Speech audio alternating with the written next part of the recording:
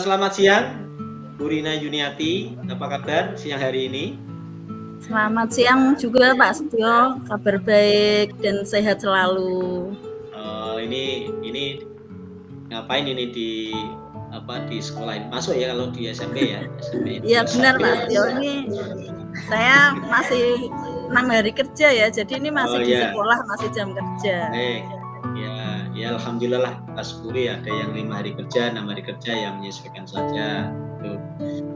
Sepertinya saya melihat Bu Rina ini tidak seperti biasanya, barangkali ada yang ingin disampaikan, mungkin ada permasalahan yang ingin disampaikan pada siang hari ini, Bu Rina. Iya, benar Pak Setio. Ini memang saya tadi pagi itu habis mengajar. Ada satu anak yang membuat saya itu seperti jengkel gitu loh. Kok anak ini setiap kali saya ajar itu selalu saja membuat masalah, membuat ulah sendiri. Dia itu maunya ganggu teman, tidak mau mengerjakan tugas yang saya berikan. Padahal anak ini sudah kita buat kesepakatan keyakinan kelas.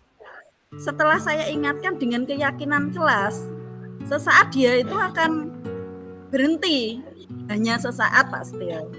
Kemudian dia akan kembali lagi seperti semula. Itulah yang membuat saya resah. Ini bagaimana ini cara mengatasi anak yang demikian? Ini mau saya apakan juga. Kemudian saya juga sudah mengadakan segitiga restitusi juga. Ini saya panggil tersendiri si anak ini. Tetap saja dia seperti itu. Pada saat saya panggil ya dia, ya Bu, ya saja. Tapi beberapa hari kemudian dia akan baik.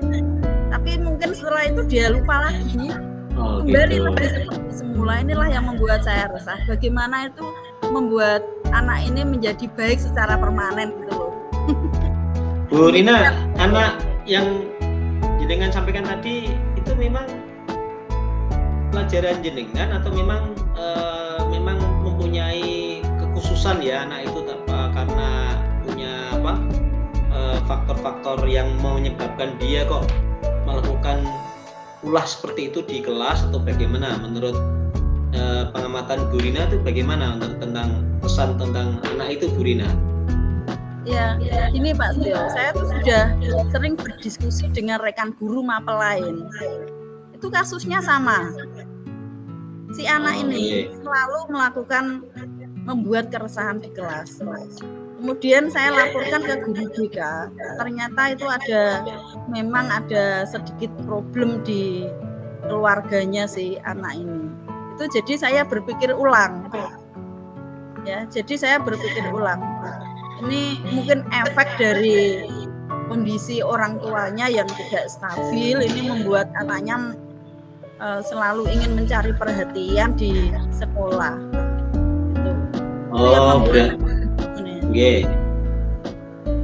Berarti memang tidak hanya pada pelajaran jenengan ya, anak tersebut memang berbuat ulah, tapi ternyata jenengan juga sudah berusaha istilahnya melakukan pendekatan maupun kerjasama dengan pihak lain, dengan guru BK atau dengan wali kelas ya, yang terkait dengan kekhususan anak itu yang mungkin barangkali dianggap mengganggu ketertiban atau mengganggu kenyamanan dalam proses pembelajaran yang Bu Rina lakukan ya di kelas gitu.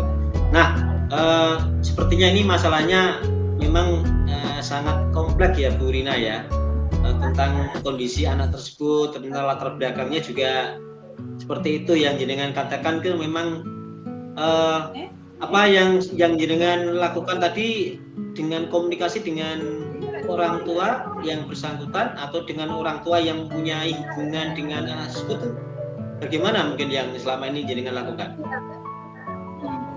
Iya, ini Pak Setio, saya juga sudah curhat juga dengan wali kelasnya. Saya katakan bahwa anak ini kalau pada semua pelajaran itu selalu mengganggu, dan wali kelas juga sudah menangani.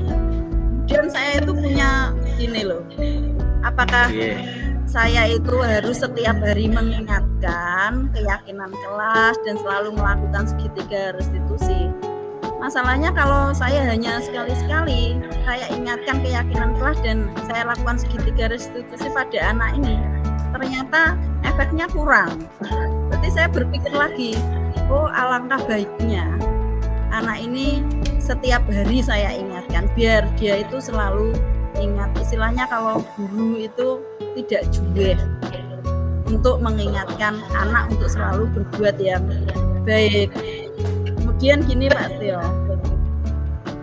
saya juga mendapat info dari guru BK bahwa anak ini tuh sukanya memang tidak suka untuk duduk saja. Dia termasuk semacam anak ini ya, kinestetik, suka bergerak. Oh, kinestetik. Jadi apa ini anak ini memang harus saya beri pembelajaran yang memang selalu mengandalkan gerakan ya.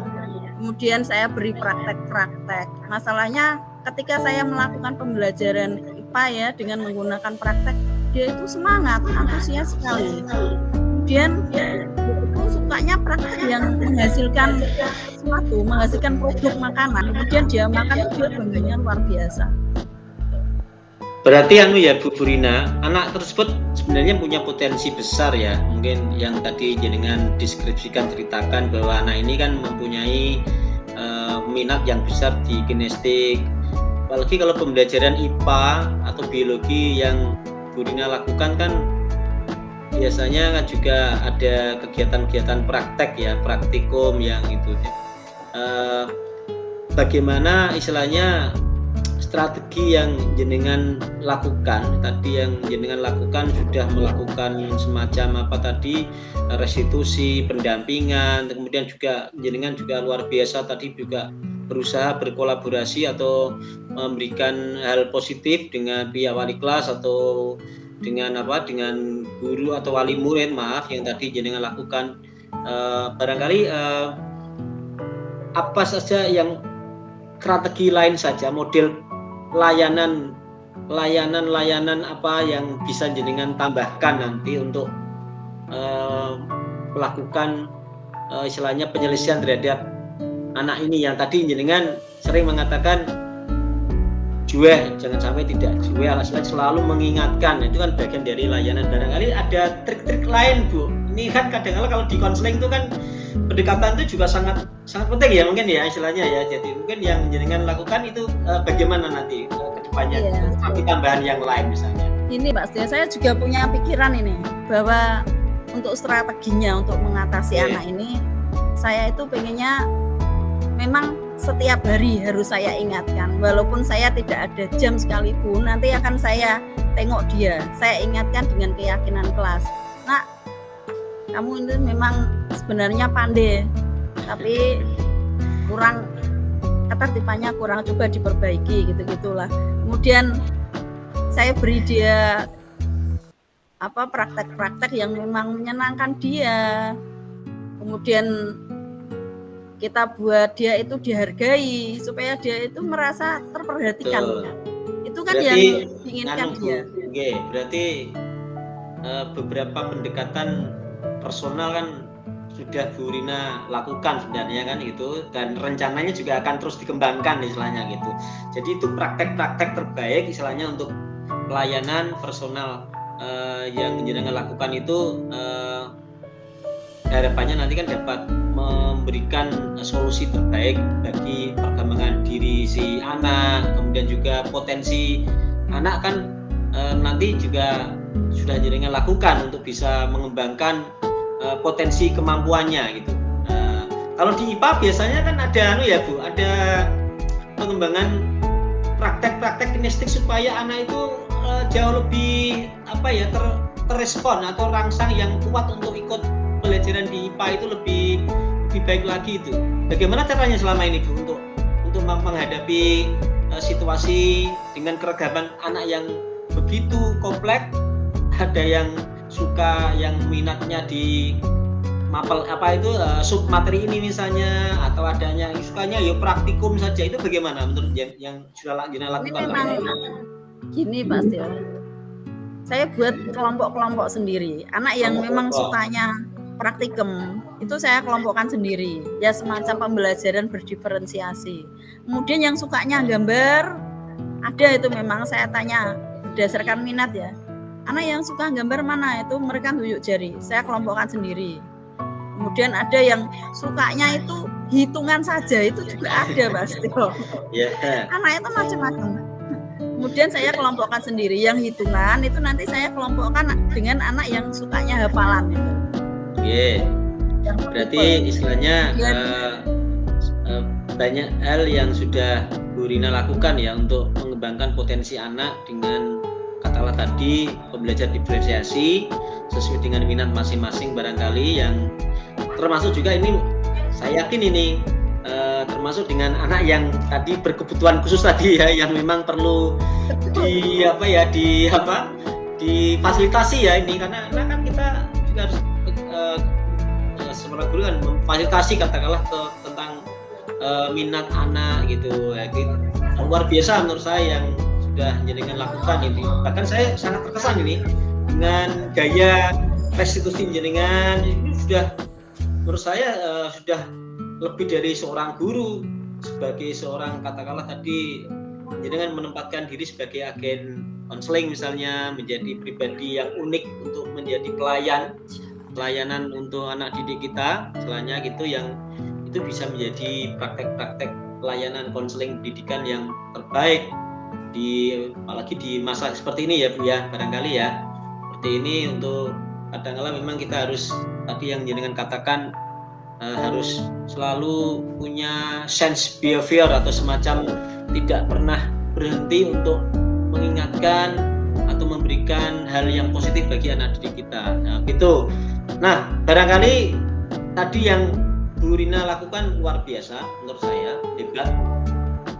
Panjenengan sudah menerapkan pembelajaran katakanlah pendekatan pembelajaran diferensiasi dengan pendekatan sosial emosional tadi, dengan layanan konseling yang luar biasa, melebihi tugas tupoksi jenengan malah istilahnya sebagai guru. Seperti itu ya gitu. Nah, baik, nanti terkait dengan rencana jenengan untuk ke depan, kira-kira nanti setelah jenengan banyak melakukan rencana kemudian strategi tentang pengelolaan pembelajaran untuk anak tersebut, dan itu secara personal maupun klasikal di kelas yang jenengan ampu, kira-kira tantangan yang ingin jenengan tentukan targetnya kira-kira berapa hari Bu, atau berapa waktu lah untuk bisa mengkolaborasikan semua hal yang menjadi ide jenengan tentang permasalahan yang jenengan hadapi tadi, terus bagaimana tentang solusi kolaborasinya, itu bagaimana Bu Rina? Target saya itu 1 minggu Pak Setio untuk penanganan anak ini. Saya coba 1 minggu dulu. Kalau memang tidak berhasil, saya tambah 1 minggu lagi. Tapi ini percobaan 1 minggu dulu. Ini pertama saya kolaborasi dulu dengan wali kelas, guru BK dan guru mapel. Itu.